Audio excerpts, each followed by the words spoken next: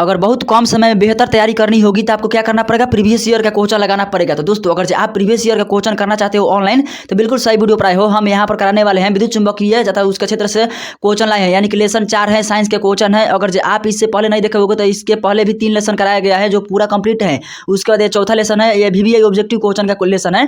तो चलिए दोस्तों ले चलते हैं अपने मोबाइल के होम स्क्रीन पर और आज हम लोग करने वाले हैं 20 क्वेश्चन। अगर आपको ये वाला क्वेश्चन आसान लग रहा होगा तो आप लोग रिवीजन कर लीजिएगा, और थोड़ा सा हार्ड लग रहा होगा तो उसको क्या करिएगा, तो वीडियो को पॉज करके यानी कि रोक करके याद करने की कोशिश कीजिएगा। तो चलिए मोबाइल के लिए चलते हैं होम स्क्रीन पर और सिखाते हैं। साइंस के क्वेश्चन क्लास 10th का जो आपके आने वाले सभी बोर्ड के एग्जाम के लिए बहुत ज़्यादा महत्वपूर्ण है। और लेसन का नाम क्या है, तो विद्युत धारा का चुंबकीय प्रभाव नाम है।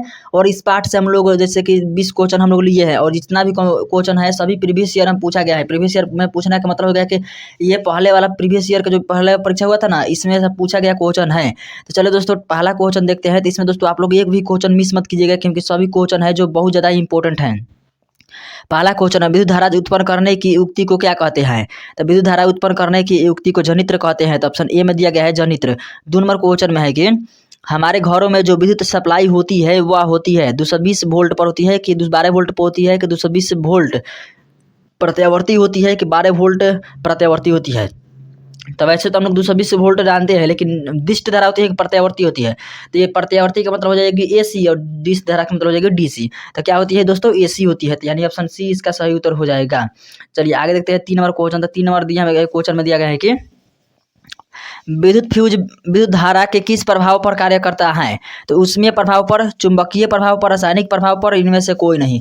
तो विद्युत फ्यूज जो होता है उसमें प्रभाव पर कार्य करता है। उसमें प्रभाव का मतलब उसमें का मतलब हो जाएगा गर्मी। गर्मी अगर होगा ना तो गर्मी होने के चलते वो क्या हो जाता है, गल जाता है, और गल कर खत्म हो जाता है, ताकि आगे जो लाइन प्रवाहित हो रही है तो उससे नुकसान ना हो।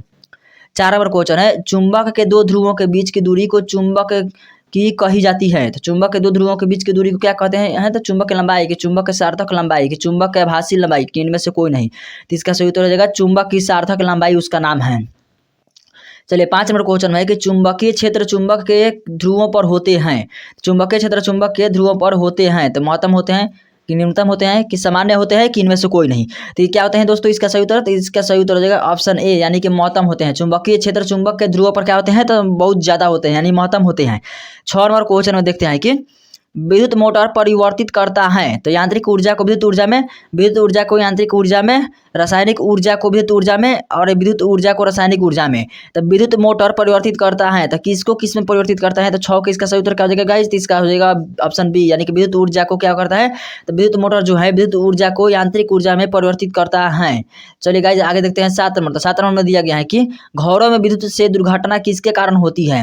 तो घरों में विद्युत से दुर्घटना किसके कारण होती है, तो इसका ऑप्शन पहला है फ्यूज तार से, दूसरा है शॉर्ट सर्किट से, तीसरा है उच्च धारा प्रवाह से, चौथा है इनमें से कोई नहीं। तो घरों में विद्युत से दुर्घटना किसके कारण होती है, तो इसका सही उत्तर हो जाएगा ऑप्शन बी, यानी कि शॉर्ट सर्किट से होती है। चलिए आगे देखते हैं 8 नंबर क्वेश्चन। तो 8 नंबर क्वेश्चन में दिया गया है कि निम्न में कौन सी युक्ति है जिसमें विद्युत धारावाही चालक तथा चुंबकीय क्षेत्रों का उपयोग होता है। तो इसका पहला ऑप्शन है माइक्रोफोन, दूसरा है ध्वनि विस्तारक यंत्र, तीसरा है विद्युत जनित्र, चौथा है सभी का। तो निम्न में से कौन सी युक्ति है जिसमें विद्युत धारावाही चालक तथा चुंबकीय क्षेत्रों का उपयोग होता है। तो इसका ऑप्शन डी सही उत्तर हो जाएगा सभी का, यानी माइक्रोफोन, ध्वनि विस्तारक यंत्र, विद्युत जनित्र, तीनों में मतलब कि इसका प्रयोग करते हैं। 9 नंबर क्वेश्चन में है कि जब विद्युत धारा की दिशा चुंबकीय क्षेत्र की दिशा के लंबवत होती है तो आरोपित बल का परिणाम कितना होता है। तो जब लंबवत होती है तब पहला ऑप्शन निम्नतम होती है, निम्नतम मतलब सामान्य, दूसरा है कि अधिकतम होती है, तीसरा है कि शून्य होता है, और चौथा है कि सभी कथन सत्य हैं। तो इसका सही उत्तर क्या हो जाएगा, तो ऑप्शन बी, यानी कि अधिकतम होता है। 10 नंबर क्वेश्चन में है कि किसी विद्युत धारावाही सीधी लंबी परिनालिका के भीतर चुंबकीय क्षेत्र का मान कितना होता है। तो शून्य होता है, कि इसके सीधे की ओर जाने पर घटता है, कि इसके शून्य की ओर जाने पर बढ़ता है, कि सभी बिंदुओं पर समान रहता है। तो विद्युत धारावाही सीधी लंबी प्रणालिका के भीतर चुंबकीय क्षेत्र का मान कितना होता है। तो भीतर अगर जब पूछेगा ना तो यहाँ पर सभी बिंदुओं पर समान होता है। तो इसका सही उत्तर हो जाएगा ऑप्शन डी। चलिए आगे देखते हैं, विद्युत क्षेत्र का मान अगर से पूछेगा भीतर तो क्या होगा, शून्य होगा। 11 नंबर क्वेश्चन है, विद्युत धारा के प्रवाह दक्षिण से उत्तर दिशा में हो तो दिशा सूचक का विक्षेपण होता है। तो क्या ऐसे होता है, तो पश्चिम की ओर होता है। चलिए आगे हो गया गाइज 12 नंबर क्वेश्चन देखते हैं। विद्युत धारा की दिशा में परिवर्तन होने पर चुंबकीय क्षेत्र की दिशा बदल जाती है। कोई परिवर्तन नहीं होता है। चालक तार जिसमें धारा बहती है द्विक सूचक पर कोई प्रभाव नहीं डालती है। द्विक सूचक चुंबकीय क्षेत्र से स्वतंत्र रहता है। तो इसका सही उत्तर क्या हो जाएगा गाइस? इसका सही उत्तर हो जाएगा ऑप्शन ए, यानी कि बदल जाती है। चलिए आगे देखते हैं 13 नंबर क्वेश्चन। 13 नंबर क्वेश्चन में कि फ्लेमिंग के वाम हस्त नियम में अंगूठा किसकी दिशा को संकेत करता है? धारा का, कि चुंबकीय क्षेत्र का, कि बल का, कि इनमें से कोई नहीं। तो फ्लेमिंग के वाम हस्त का नियम में अंगूठा किसकी दिशा का संकेत करता है? तो बल का। तो अंगूठा बल का, अंगूठा बल का, आप लोग ध्यान रखिएगा। 14 नंबर क्वेश्चन में फ्लेमिंग के दाएं हस्त के नियम में अंगूठा किस दिशा को ओर संकेत करता है? तो अंगूठा किस दिशा की ओर संकेत करता है? तो इसका सही उत्तर क्या हो जाएगा? तो इसका सही उत्तर हो जाएगा ऑप्शन ए, यानी कि चालक के गति की दिशा की ओर। देखिए इसमें क्या बोला गया है? फ्लेमिंग के दाएं हस्त के नियम में अंगूठा किस दिशा की ओर संकेत करता है? तो इसमें क्या बोला गया है?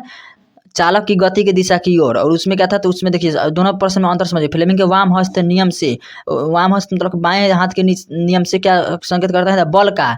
और दाएं हाथ के नियम से क्या संकेत करता है? तो दाएं से, यहाँ पर क्या बोल रहा है? तो देखिए दाएं से कर रहा है चालक की गति के दिशा का। तो आप लोग दोनों को ध्यान रखिएगा। 15 नंबर क्वेश्चन में दिया गया है कि किसी नियत धारा द्वारा तार से दूरी बढ़ने पर चुंबकीय क्षेत्र का मान क्या होता है? पहला ए घटता है, दूसरा ए बढ़ता है, तीसरा ए और बी दोनों, चौथा है इनमें से कोई नहीं। तो 15 नंबर में दिया गया है किसी नियत धारा द्वारा तार से दूरी बढ़ने पर चुंबकीय क्षेत्र का मान क्या होता है गाइस? तो इसका सही उत्तर जगह घटता है। चलिए 16 नंबर क्वेश्चन में दिया गया है कि शरीर के अंदर विद्यमान चुंबकीय क्षेत्र के आधार पर प्राप्त किए जाते हैं तो विभिन्न अंगों के प्रतिबिंब, दूसरा है विभिन्न अंगों के रोग, हृदय की गति, या इनमें से कोई नहीं। तो 16 नंबर क्वेश्चन का आंसर क्या हो जाएगा? तो ऑप्शन ए, विभिन्न अंगों के प्रतिबिंब, इसका सही उत्तर हो जाएगा। 17 नंबर क्वेश्चन है किसी चुंबक के चारों ओर का क्षेत्र जिसमें आकर्षण और प्रतिकर्षण बलों के प्रभाव का अनुभव किया जा सकता है वह कहलाता है। तो विद्युतीय क्षेत्र कहलाता है, कि चुंबकीय क्षेत्र कहलाता है, कि चुंबकीय क्षेत्र चुंबकीय बल कहलाता है, कि इनमें से कोई नहीं। तो इसका सही उत्तर क्या हो जाएगा गाइस? तो इसका सही उत्तर हो जाएगा ऑप्शन सी, यानी कि चुंबकीय क्षेत्र इसका सही उत्तर हो जाएगा। 18 नंबर क्वेश्चन में दिया गया है कि किसी परिनालिका के भीतर सभी बिंदुओं पर चुंबकीय क्षेत्र का मान समान होता है। क्या समान होता है? कि कोई निश्चित नहीं होता है, कि सभी कथन सही है। तो इसका सही उत्तर क्या हो जाएगा? तो इसका सही उत्तर हो जाएगा ऑप्शन ए, समान होता है। इसके पहले वाले में भी हम लोग क्वेश्चन में किए थे, लगभग 12-13 नंबर क्वेश्चन था। 19 नंबर क्वेश्चन है विद्युत जनित्र में यांत्रिक ऊर्जा को किस ऊर्जा में परिवर्तित किया जाता है?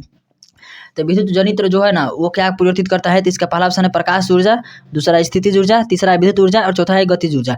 तो विद्युत जनित्र जो है विद्युत ऊर्जा का मतलब एक लाइन पैदा करता है। 20 नंबर क्वेश्चन में है कि डीसी मोटर की कुंडली के दोनों सिरों पर होते हैं तो अर्धवलय होते हैं, कि पूर्ण वलय होते हैं, कि कोई भी क्या आयताकार रचना होता है। तो इसका सही उत्तर क्या हो जाएगा गाइस? तो इसका सही उत्तर हो जाएगा ऑप्शन ए, यानी कि अर्धवलय इसका सही उत्तर हो जाएगा। तो दोस्तों आज के लिए इतना ही। वीडियो देखने के लिए थैंक यू। अगर जो आपको हमारा ये कंटेंट अच्छा लगा होगा तो चैनल को जरूर सब्सक्राइब कीजिएगा। Thank you.